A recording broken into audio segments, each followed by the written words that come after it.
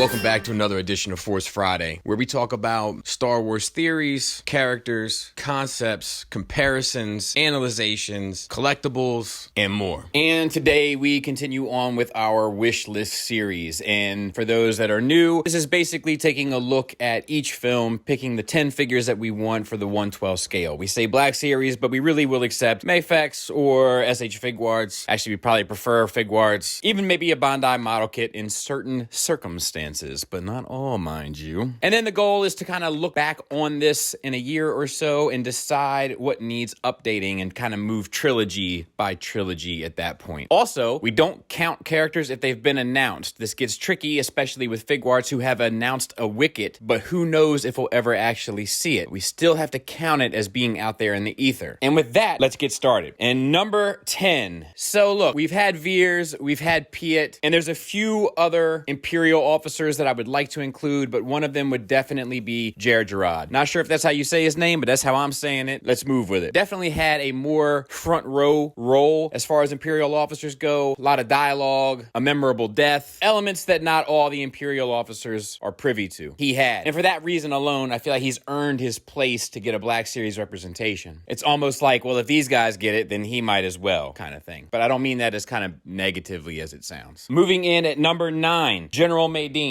So if you know me, then you know that I am big on filling out some of the ranks of these films. We're always going to get Reys, we're always going to get Lukes, we're always going to get Vaders, we're always going to get these characters. So what excites me are some of the background characters. And for the most part, I'm edging towards those with speaking roles. I feel like that's a decent thing to ask for. I'll start begging for the real background characters later on. But there's a lot of characters that occupy that briefing room on Celeste that I would really like to see made, and he's one, and he always seemed like he had some swag. I'm not sure if it's the beard, and I think that a toy come with like a little cane, like it's like a 2-foot cane, like you can't even use it on the ground. You just gotta hold it in your hand and look important. I mean, I can dig it, dude. Little flair. So yeah, I would like to see characters like this be made. Like if Akbar hadn't recently been announced, and I think he's even starting to get released now, like he would definitely have been on the list. You know what I mean? Like just characters like that. So I think having that type of character flanked with this type of character will do a display a great service. Number 8, Logray. Now they've already announced 2 Ewoks, and neither one of them are ones that I would choose as my first 3. But Logray would definitely be my second choice. He was the medicine man. He had a Kenner release. He was in the Ewok films. If memory serves, he had a sweet skull hat. All those things kind of speak to my sensibilities. Emphasis on skull hat. But I do think that he's one of the kind of most memorable Ewok characters and has more of a legacy than a lot of the others, including those that they've already announced. So they're a little strange to me, some of these choices for their Ewok ranks. But I'll tell you, I am definitely excited about having Ewok ranks to begin with. Number 7, Ula. No Jabba throne is really complete without one. When it comes to Jabba's palace, a lot of those characters are definitely on my list. But when I'm narrowing it down to 10, can't just have them be all Jabba's palace characters, can I? However, she's up there on that list for me. For 1, she has an iconic moment. For 2, she's sexy. I can be honest about it. I can put it out there. I can admit it. And for 3, she kind of goes towards the main display of Jabba's palace. See, that's key for me. What counts? What matters in terms of producing a display that's memorable regarding that specific environment? And she has to make the list, I feel like, way before some of the other Jabba's palace characters that I would like to include, but can't quite make the list yet.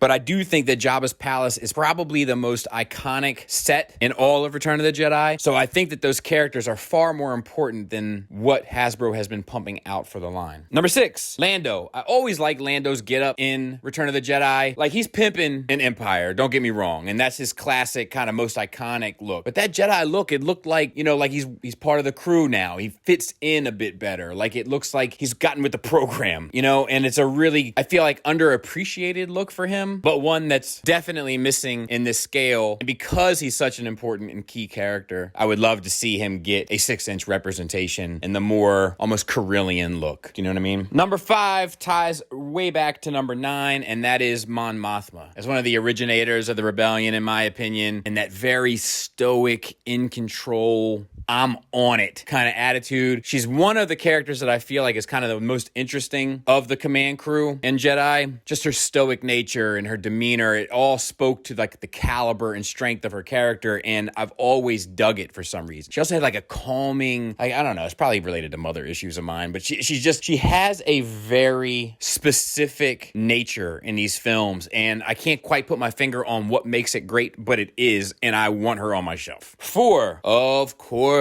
we have to have Ninum. All that business, just lips on top of lips on top of lips, weird cat mouth and fish face, I don't know. But, you know, lovable, iconic. You create the mold for this, and you can double it up for the Force Awakens representation. That's what we call a twofer in the business, so it just makes sense. I always felt like he was Lando's Chewie. Did anybody else feel that way? That's how it seemed for me. Not nearly as cool as Chewie, but cool in his own right. Helped destroy the Death Star, and if nothing else, I believe that's earned him a 6-inch representation. And like I said, you can double down for Force Awakens. And then we edge into the top 3. My number 3 is kind of cheating, and I'll accept the charges, Your Honor. But if the jury will permit, I would like to make a closing statement. Yes, it is a 3 for one choice. However, why would they ever release these individually? And that is the Max Rebo Band. Once again, dealing with Jabba's palace. Once again, dealing with iconic moments. What gets more iconic than Lapty Neck? We're not talking about Jedi rocks here. We're talking about Lapty Neck. And what gets more iconic than that? Little droopy McSnoodle face, size snoodles, and the tubby chubby funster on the boards, Mr. Max Rebo himself. Also, one of my wife's favorite characters. I'm not sure what that says about a number of things, but who doesn't want the band? You got to, right? I'm surprised it's taken this long. You do it as a 3-pack. You make it, I guess you got to make it an exclusive because of the size of it, but something that's easily accessible like Amazon or whatever, where you just log in and say, I want this. Comes in a little box set, get the band out. And then later we'll start working on some of the dancers and drummers and all that. But for right now, we're just going to take the band. We need this. Number 2, you know Leia is my lady. And we need her in that Ewok strung together outfit. I always thought it was a beautiful look that never quite got the fanfare as the rest of it. I mean, especially when it was competing with this. Who could really blame it? But I always thought it was a very beautiful look for her. Although I'm not sure I can think of an ugly one, if you know what I'm saying. And with all of this kind of Ewok stuff coming and indoor stuff coming, it seems like it would be a nice thing to offer. And I think that'll actually wrap up all of her looks in Return of the Jedi, which would also be a nice thing. It's always nice to kind of round off the different costumes and be like, look, they're all these boxes are checked. But yeah, I would love to see it. And number 1, once again, harkening back to iconic moments, harkening back to big display payoffs, harkening back to things that are pivotal to a specific display. And that is none other than Bib Fortuna. Did Jabba know Bada? Jabba's throne will just always look incomplete without this dude hanging out like a lantern right next to him. It's just a package deal. You need to have Bib Fortuna if you're gonna have Jabba. You need to have 3PO if you're gonna have R2. You need to have Ninum if you're gonna have Lando. Like, these are things that come in pairs. And Bib Fortuna, it's gone way too long for us to have gotten one, with Jabba having been released so long ago. An iconic character that's part of the main stage display of Jabba the Hutt that's been overlooked for far too long, and we need the representation, not now, but right now. And that'll sum up my list for Return of the Jedi top 10 wish list. 12 if you want to be technical. But we got to squeeze them in when we can. Hope you guys are staying safe. Hope you guys are staying sane. Thanks for listening. Thanks for watching. Until next time, take care.